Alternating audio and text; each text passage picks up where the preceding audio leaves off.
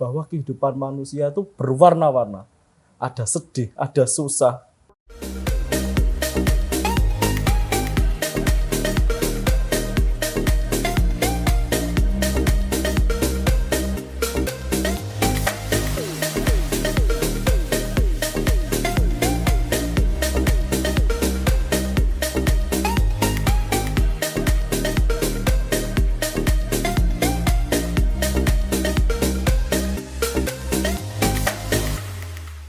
Bersama saya Dewi Susilo Budiharjo di Berbagi Cerita, tempat saya berbagi cerita dengan tamu-tamu spesial saya.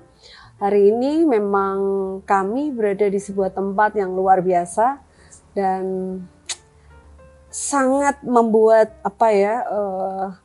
jiwa-jiwa kami, baik kameramen maupun saya sebagai host dan tamu spesial saya pastinya nanti merasa sebuah atmosfer yang luar biasa, sangat menjawani kita. Bersama saya, Mas Tigor Otadan. Apa kabar Mas Tigor? Baik. Kita seneng banget ya Mas di sini ya Mas. Iya.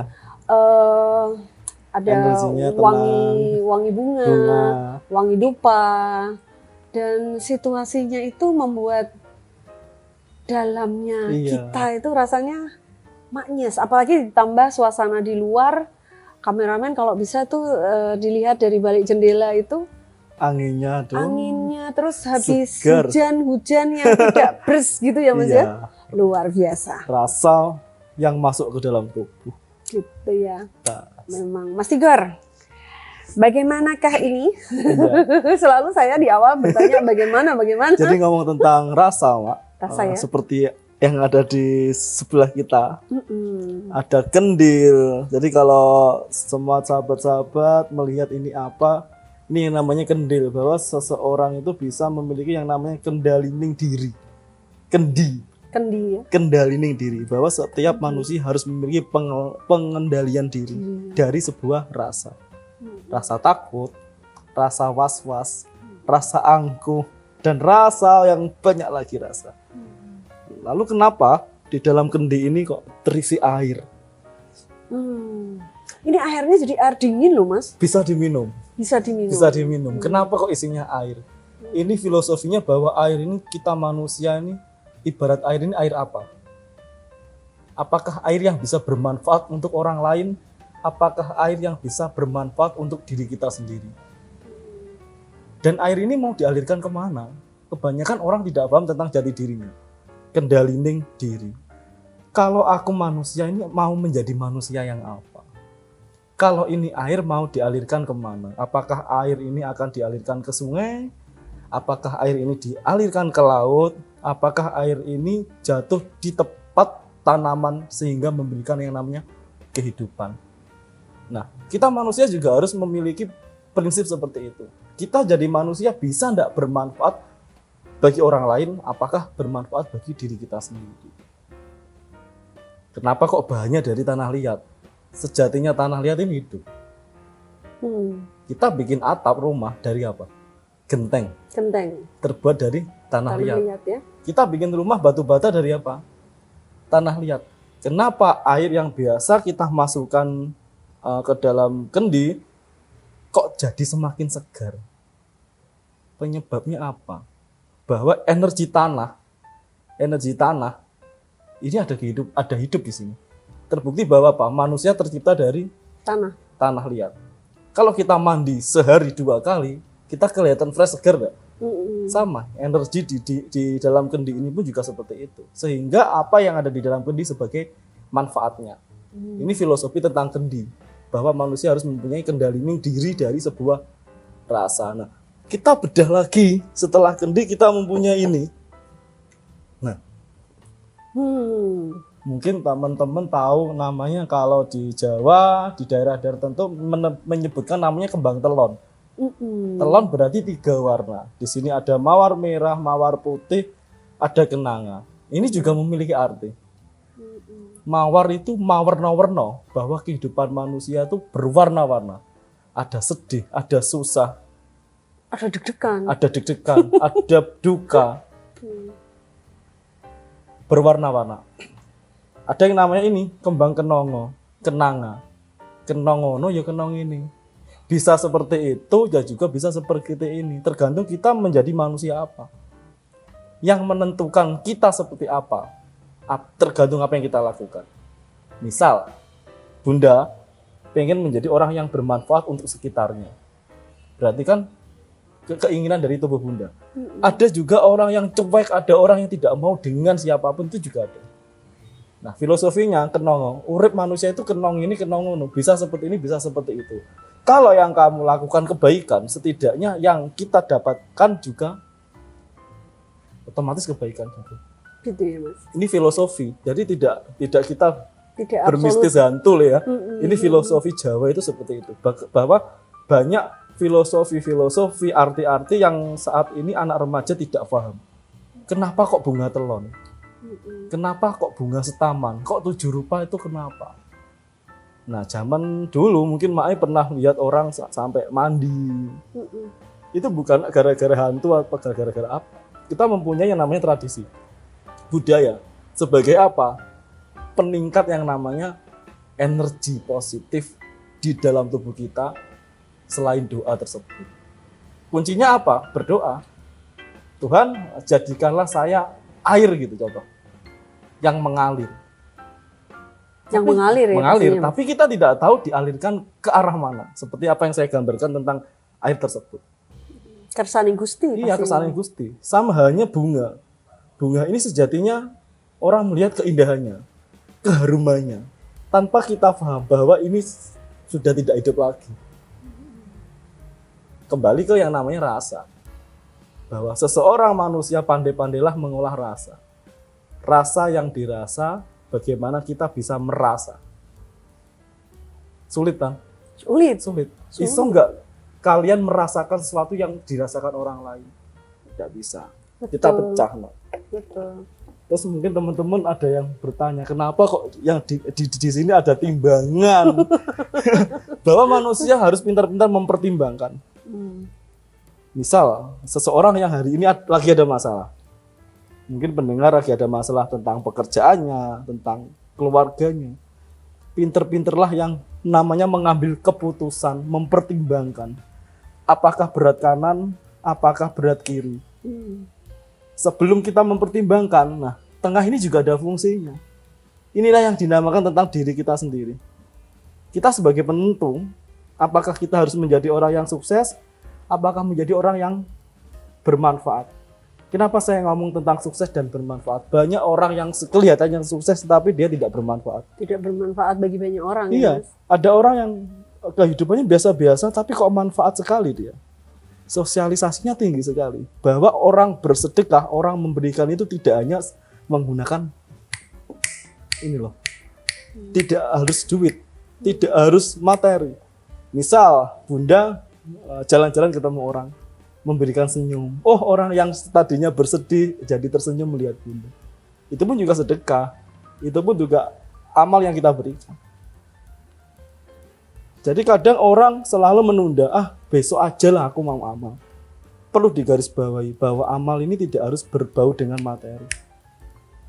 Kasih perhatian, Iya. tepos liro, ya Tepos Mas? liro, nompo opo anani. Kebanyakan orang yang bermasalah adalah orang yang tidak mau nompo anani.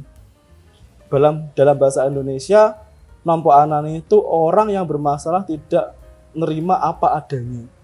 Rasa tidak puas, dikejar. Akhirnya apa? Ya kalau cara pengejarannya benar, kalaupun salah. Misal, saya pengen jadi bupati, tapi saya mumpuni enggak? Kalaupun enggak mumpuni, akan menjadi bumerang buat siapa? Buat dirinya sendiri. Buat dirinya pastinya. sendiri, terutama itu. Tapi ini timbangan ini bagus Mas Tigor. Iya. Saya lihat ini timbangan selain kita lihat ini timbangan kuno ya. Iya. Memang ini tengahnya ini tadi cerita filosofinya Mas Tigor adalah dirinya sendiri ya. Iya, yang tengah ini kunci diri kita sendiri. Kunci diri sendiri ya Mas ya. Dia tahu sejati dirinya ya Mas ya. Benda itu mempunyai yang namanya aroma sebenarnya. Hmm. Kalau secara logis, ini benda mati. Tapi kalau kita bedah, sekarang kita coba. Ini kendi. Tubuh manusia kan ada energi. Hangat, dingin, panas. Kita taruh di sini. Sekarang makanya coba, nyium aroma apa? Jangan dipegang. Coba nyium aroma apa? Tanah liat. Tanah liat toh. Iya. Padahal ini sudah dibakar, sudah dijemur, tapi kenapa kok masih tercium aromanya?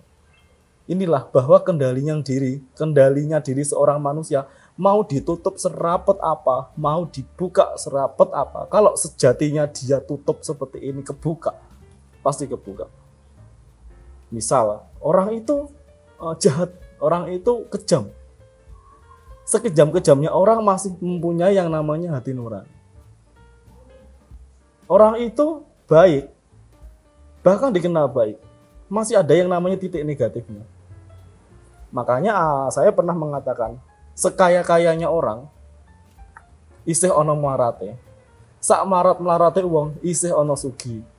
Apa yang bisa diambil dari kalimat tersebut? Sekaya-kayanya orang masih ada sisi miskinnya. Semiskin-miskinnya orang masih ada punya tabungannya. Kita garis di sini. Ada orang yang kelihatannya hartanya banyak. Dia pelit. Dia tidak mau tahu tentang orang. Berarti dia apa? Miskin hati di situ. Ada orang yang kelihatannya hidupnya sederhana, tapi kok bisa ya memberi seseorang terus? Karena hatinya kaya ya. Iya. Luber ya Mas. Karena ya? orang yang berarti besar zaman sekarang ini kok saya kira sulit ditemui. Mesti ada embel-embelnya. Ada kepentingannya. Ada kepentingannya. Niat-niatnya ya Mas. Niatnya. Ini zaman semakin maju semakin tipis gitu. Tepos lironya. Ya. Ini filosofi apa yang kita kebetulan ya Mas, di sini. kita Jadi tidak ciptakan kadang kita ya. bingung, kalau kita mau ngevlog apa, kadang bingung. Begitu mata melihat, mulut berucap. Iya. Dan Gitu loh. kebetulan ini ada timbangan loh yang saya tertarik dari saya duduk tadi, Iya. Mas, saya lirik sedikit. Ternyata di dalam sebuah kokohnya Iya. kerangka timbangan ini, di dalamnya itu ada bandul, Mas Igor. Ada. Bandul ini apa toh yang Masya namanya? Allah, Nah. ya ampun. Tanpa bandul ini coba ya, ini gini. Kalau bandul ini kita angkat, jonjeng enggak? Betul. Jonjeng enggak? Bandul ini apa? Di dalam tubuh manusia ada yang dinamakan nurani. Betul. Kalau nurani kacau, otomatis keseimbangannya kiri kanan jelas berantakan. Betul. Kalau kalau intinya ini sudah hancur, mau jadi seperti apa? Makanya diseimbangkan yang namanya tubuh manusia harus memiliki yang namanya batin dan nurani. Baru yang namanya lurus imbang. Memilih dengan benar Iya. ya Mas. Jadi kalau orang yang banyak kali orang masih mencari pencarian jati diri. Iya. Maka kalau kita lihat orang yang belum menemukan sejati dirinya, Iya. ketika mengambil keputusan itu Bermasalah, suka ngawur berantakan. ya Mas ya. Karena apa? Bandolnya hilang. Bandolnya enggak ada. Ya kalau jatuhnya ke kiri. Coba ini kalau di sini, kalau ini saya taruh ke kanan, jatuhnya juga ke kanan. Intinya seseorang jika tidak memiliki yang namanya nurani, mudah terpengaruhi sekitarnya. Terombang-ambing ya Mas ya. Mudah terpengaruhi. Ya kalau sekitarnya circle-nya circle tepat. Di sini tidak ada baik dan tidak baik. Sejatinya manusia mesti tepat dan tidak tepat. Ya kalau circle-nya itu tepat, kalau lingkungannya tepat, kalau tidak tepat, goyah. Akhirnya apa? Menjadi seseorang yang tidak bisa menemukan jati dirinya. Maka dari itu, prinsip mencari jati diri sebenarnya berada di hati nurani kalian. Mau jadi apa kalian, mau seperti kalian apa, mau bertindak seperti apa, kuncinya di sini.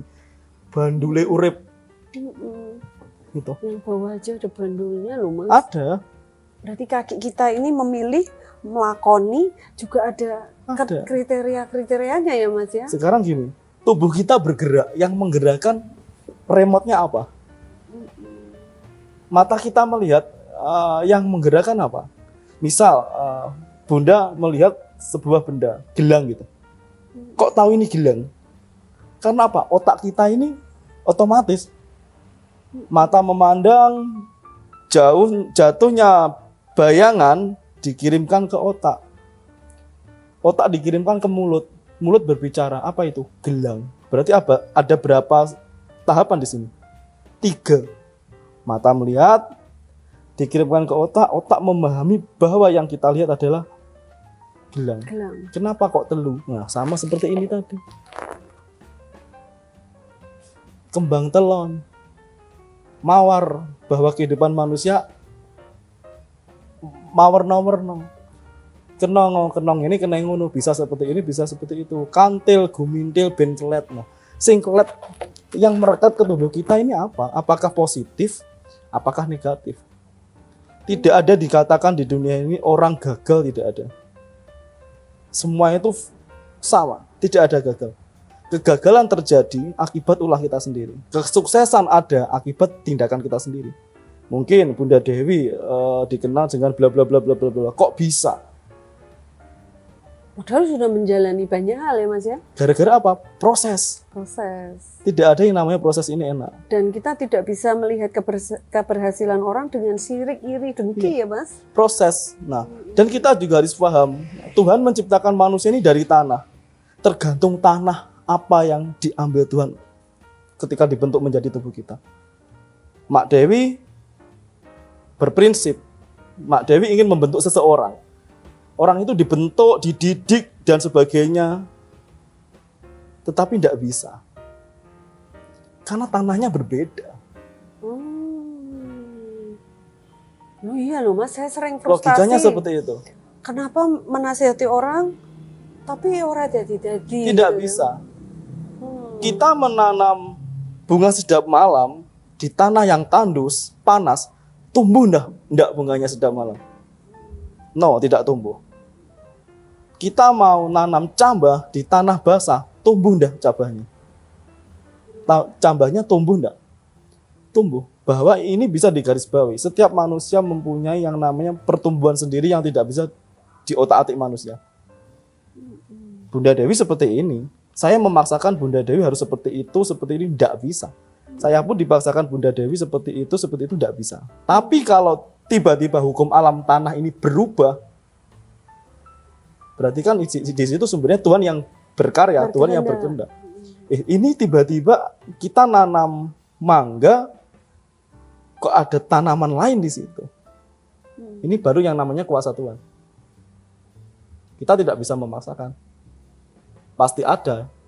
Kadang manusia ini merasakan, oh enggak mungkin. Tapi kalau Tuhan berkehendak, iya saat itu juga terjadi. Kun fayakun ya Mas. Iya, ya? kun fayakun. Luar biasa. Memang kehidupan ini kita sikapi dengan kematangan, tidak hanya kematangan usia ya Mas ya. Usia itu hanya sebuah nominal ya. Iya. Maka sekarang banyak bayi-bayi berkumis Mas. Banyak. Sudah tua-tua. Suatu contoh seperti yang kemarin, waktu kita di Surabaya. Mak Dewi pernah mengingatkan saya, Tigor kamu jangan seperti ini, seperti itu. Urus channelmu sendiri kalau kamu urus channel orang. Tapi kan saya cuek. Begitu saya ketahuan, jebret, baru saya menyadari. Itulah yang namanya sikap manusia, bahwa manusia sulit dikendalikan orang lain. Iya, sampai toh? kita bicara ini dukunnya siapa, Mak Dewi apa Mak Dewi saya apa gitu saya? loh. Kalau di channel ini sementara dukunnya Dewi Susilo Budian. Gitu ya, Ngomong-ngomong Mas. soal dukun, Mak, sebenarnya hanya Siap. pembahasan. Siap. Sampai detik ini pun bukan tidak ada, jarang yang ditemukan guru sejati. Apa yang dimaksudkan guru sejati? Misal Bunda Dewi sekolah menemukan beberapa guru dengan mata pelajaran yang berbeda. Misalnya waktu itu tentang pembahasan linguistik bahasa, tentang psikologi bahasa, tentang logaritma, tentang kesenian. Setiap guru membawakan karakter sendiri. Mak Dewi nerima di guru yang mana? Kadang ada satu guru yang tidak nyaman, ada yang satu guru nyaman. Nah, baru di sini Mak Dewi menemukan yang namanya guru sejati. Di dalam kehidupan pun juga seperti itu. Guru sejati diri kita adalah diri kita sendiri. Betul, Terbukti Mas. dari apa? Kita mau diowahi orang seperti apa, kita nggak akan pernah bisa.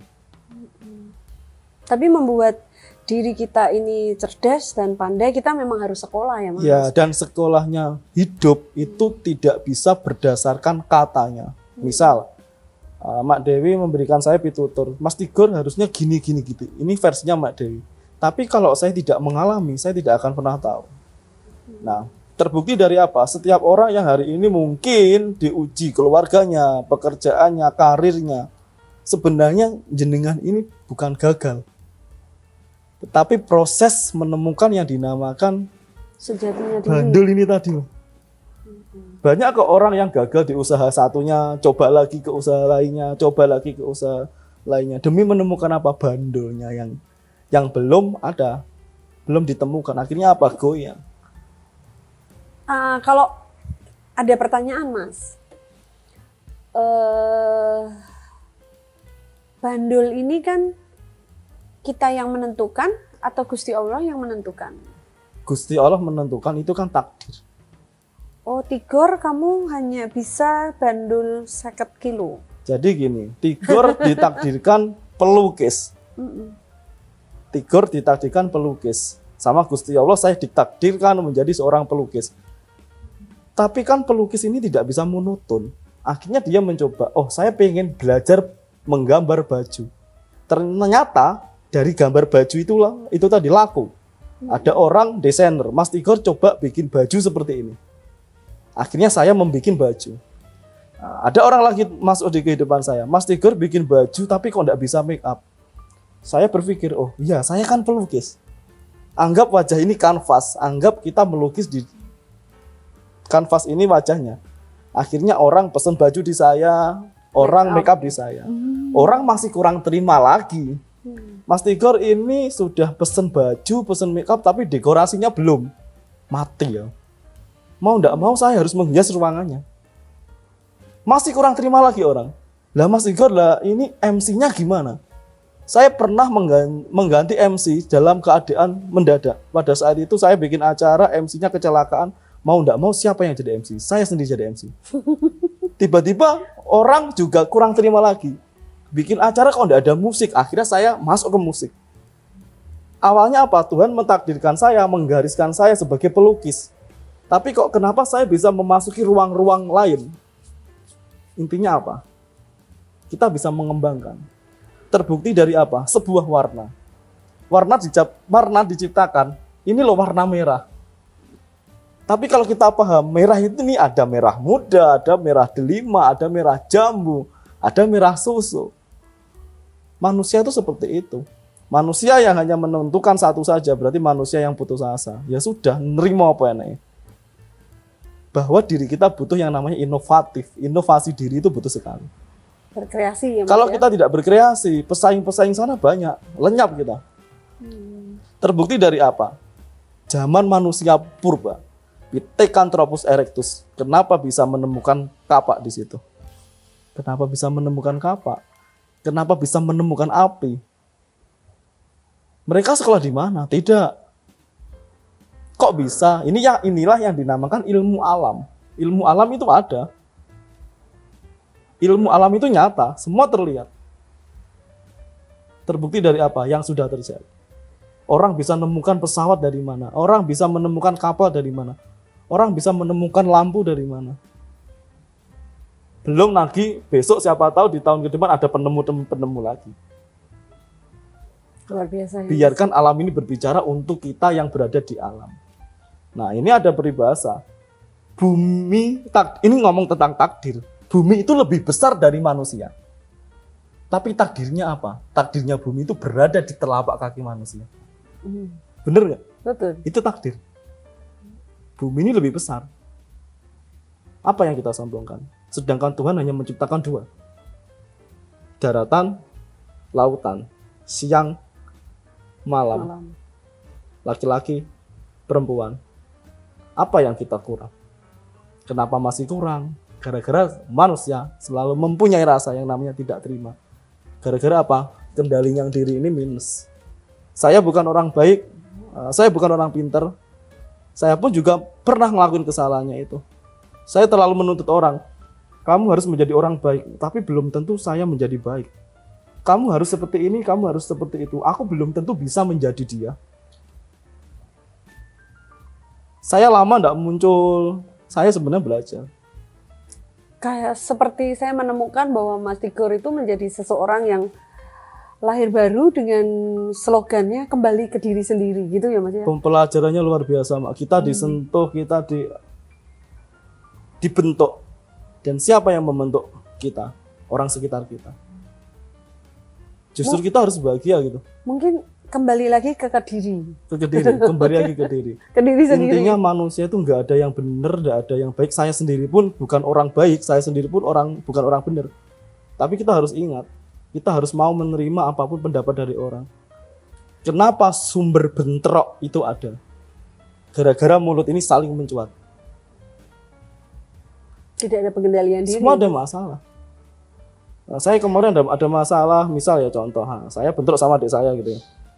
Kalau kita tidak bisa memahami, kalau saya tidak memahami adik saya tidak memahami saya, semua selesai. Karena apa? Orang hidup itu butuh yang namanya pemahaman. Akhirnya apa? Oh, saling bisa memahami, saling bisa mengerti, ini loh yang namanya hidup. Bahwa kita harus mutualisme. Saya sama ibu saya, misal ibu saya pengen, "Gor, kamu harus seperti ini. Sapu, bersihkan lantainya." Ini kan ambigu. Kita harus membersihkan dengan sapu, apa harus membersihkan dengan kain lap. Lantainya bersih, caranya berbeda. Tapi kadang manusia ini selalu menyalahkan di awal. Kamu cara seperti itu salah. Kita tidak bisa nyalain orang. Makanya sumber malapetaka, sumber pertengkaran itu sebenarnya dari cuatan mulut kita sendiri. Bukan dari orang lain, diri kita sendiri. Kembali lagi segala sesuatu kembali ke diri kita sendiri ya, Mas Tigor. Kendali diri. Seperti tadi ya, ini timbangan juga kembali lagi ke kedalaman kita supaya kita tidak salah memilih kanan atau kiri ya Mas Tigor ya. Oke Mas Tigor, kira-kira apa pandangan Mas Tigor untuk akhir tahun? Akhir tahun saya melihat lebih positif daripada sebelumnya. Lebih positif, lebih banyak perubahan. Mungkin dengan endemi seperti ini, panggung hiburan sudah mulai ada. Tentang perekonomian sudah mulai bangkit. Pendidikan juga mulai bangkit. Yang biasanya kita belajar di rumah daring, kita sudah mulai tatap muka dan bertemu. Ini lebih bagus lagi. Tapi ada tapinya. Saya melihat ada beberapa virus dari binatang yang terus memutar. Jadi saya berpesan buat siapapun yang melakukan impor atau ekspor daging ke luar negeri, harus dicek benar kualitas daging tersebut. Jangan sampai daging itu diterima dengan membawakan yang namanya virus. Itu nanti ada.